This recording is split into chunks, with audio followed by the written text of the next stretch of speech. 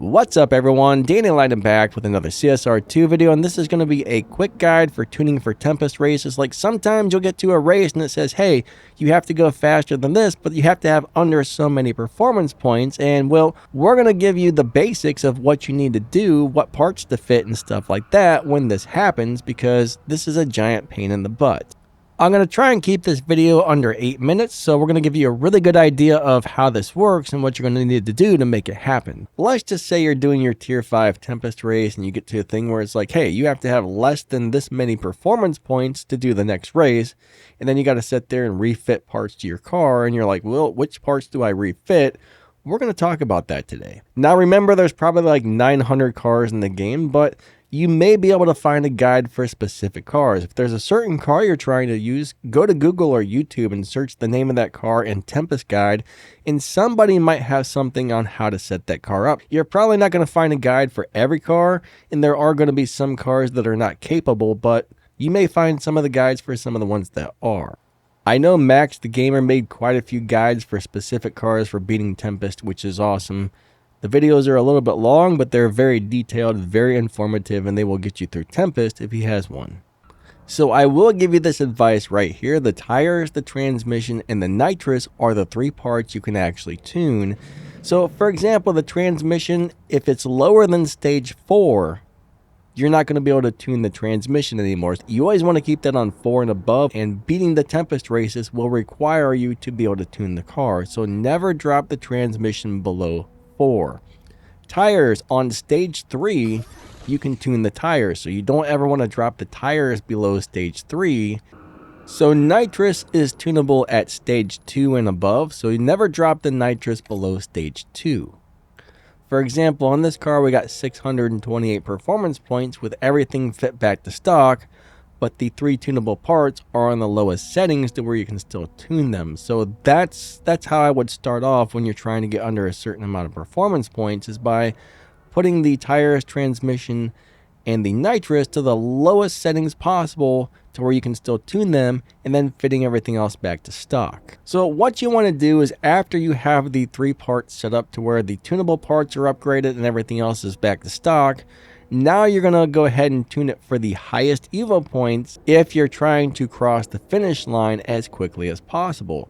Now, if you're trying to do top speed or 0 to 100, you're going to have to tune a little bit, then come back here and check the top speed on the dyno or the 0 to 100 times, and just sit there and retune it. And if you can't get the times needed, that's when you're going to want to start adding some of the other parts back in. So what we might want to do at this point is maybe like go over to the body and add like a stage 3 body, and then we're going to watch our points and see how high they jump up. That only gave us a little teeny bit, but that should have given us a nice amount of speed. Now maybe we'll come over to like intake and throw that on to like stage 3, and we want to just kind of add a part here and there until we see, this number here, the performance points, is still below the requirements. So just keep adding parts until you have as many parts on there as possible, but you're still below the performance point number, and then go retune the car. I mean, that gave us a nice little bump there. So let's go ahead and add a little bit of engine to maybe like stage 3. I mean, this is just a general idea of how to do it. So this should give you a really good idea of how to get the performance points low, but still get the car running fast. So I would say never drop the transmission below stage 4, because you always want to be able to tune that transmission. That's one of the most important parts. You probably don't want the nitrous to be below stage 2, but you know what? Sometimes if you have to drop the nitrous down to stage 0 or stage 1, sometimes that doesn't affect the car as much as you think. You won't be able to tune the nitrous, but it still might make it through. Now tires, that's probably the other one that you never want to drop below the tunable section, because transmission and tires are very, very, very important. So you always want to be able to tune the tires and the transmissions. Now, when I started doing Tempest, I had cars that were not fast enough, and I would sit there and I would spend sometimes 20, 30, 40 minutes, sometimes an hour, just trying to play around with the parts and the tunes to beat some of these races. So one thing I suggest is, if your cars aren't fast enough, if you don't have a lot of parts on the car, it's probably not ready yet. Sometimes you just got to have patience, put the events on the back burner. Tempest is not going anywhere. If you're currently stuck on it or you don't have enough parts on your car, just remember you can put Tempest down and come back 3 years later and it's still going to be there. That's not going to disappear on your map. You don't need to be in a big hurry or a big race to get this done quickly. For Tier 1, I still recommend the Golf GTI. For Tier 2, either the Porsche Boxster or the Rocket Bunny Miata. For Tier 3, I would say start off with the Mustang GT Premium. Once you win Amelia's LBM4 with that, then upgrade Amelia's LBM4 and use that to finish Tempest 3. For Tempest 3 Tier 4, this is where it gets a little bit tricky because the car has to do over 260 miles per hour and 0 to 100 in like 1.3 seconds. And not all Tier 4 cars can do that. Now, for Tempest 1 and 2, the GTR that you buy from the dealership can do it just fine, but it's not going to be able to do Tempest 3 Tier 4. For Tempest 3 Tier 4, if you have the Elite Tuners Lancer or the Elite Tuners WRX, those two can both do it. That is, if you have enough of the elite upgrades and enough of the parts on it. The bad part is, most of the time on Tempest 3 Tier 4, the car has got to be maxed or almost close to maxed. If you go to my How to Drive playlist, if there's a Tier 4 car on there that you're wondering about, normally what I do is when we get a Tier 4 car and I make the review and how to drive video, if it's able to beat Tempest, I will put that in the thing, but it's got to do over 260 miles per hour and 0 to 60 in 1.3, and not all Tier 4 cars can do both. So Tempest 3 Tier 4 is the hardest of all the Tempest because it has to be able to do both of those things plus run faster than the boss.